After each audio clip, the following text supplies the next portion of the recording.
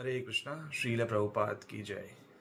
कई लोगों का ये प्रश्न होता है और कल ही मुझे किसी ने बोला था कि हमें गुरु की आवश्यकता क्या क्या है भक्ति में, क्योंकि हम तो अपने आप से भी भक्ति कर सकते हैं। हमारे घर के सामने ही मंदिर है, हमारे घर में पुस्तक है।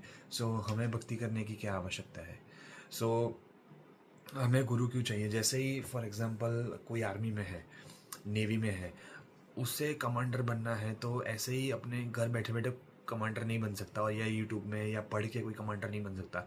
उससे कुछ बोनाफाइड ऑर्गेनाइजेशन में जाके प्रैक्टिस करनी पड़ेगी, किसी के अंडर जो सीनियर है, जिसने ये सब किया है, जिसने एक्सपीरियंस किया है।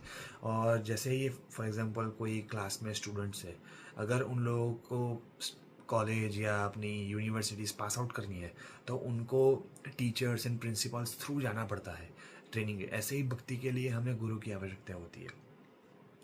और एक श्लोक भी है भगवद गीता में, तद्विति प्रतिपाणेन प्रतिप्रश्नेन सेवया उपदेशयन्ति ते ज्ञानम ज्ञानी स्वतत्वदर्शिना। भक्ति भगवद गीता में भी लिखा है कि हमें अगर रियल में भक्ति करनी है तो हमें कोई तत्वदर्शिनी के लिए कोई गुरु चाहिए। कोई अप्रोच करना पड़ेगा गुरु जो जो हमें समझा पाए। क्योंकि हम तो फॉर एग्जांपल सतयुग में ध्यान प्रोसेस था, फिर अभी कलयुग में हरिनाम प्रोसेस है।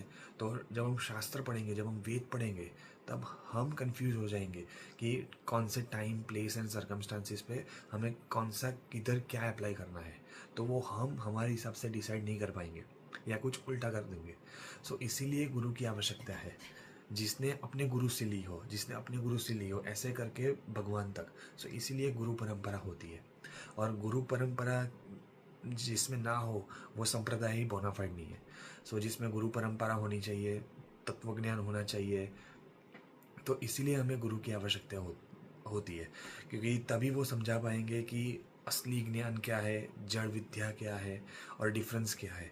इसीलिए हमें गुरु की ज़रूरत होती है।